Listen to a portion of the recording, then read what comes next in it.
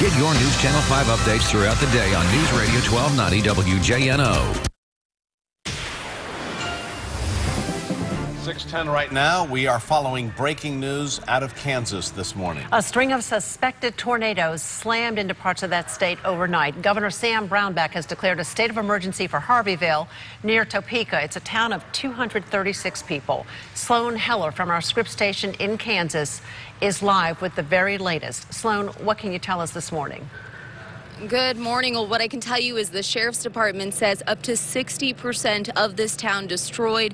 You can see this home here behind me, just a small picture of this destruction here. The incredible news, though, nobody died. We're told 8 people were hurt, 2 were flown to the hospital, 1 in critical, and we're also told at least 4 people were stuck in some sort of a structure, either their home, possibly a church. Of course, it's still early, waiting to get that information.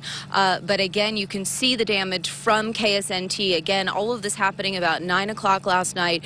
Everybody is accounted for in this town, and we're told that most of them have been bused to a shelter in a neighboring town. Now, I did just talk to one gentleman here who tells me he didn't hear any sirens. That's the first I'm hearing about this. So, of course, we'll be looking into that throughout the morning.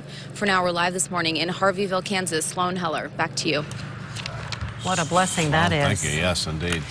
As we turn to weather now, let's talk about that for a moment. An awful, awful situation. Well, they got them in Missouri, too. Yeah, I mean, right. Stacy's been updating me on Facebook about the Missouri tornadoes. Small town devastated, though. I mean, that's terrible to see those pictures. You know, it's a lot of folks have been enjoying a very mild winter up in the Northeast, Central Plains. However, that is contributing to the severe weather that we've been seeing this winter because you have that warm air in place.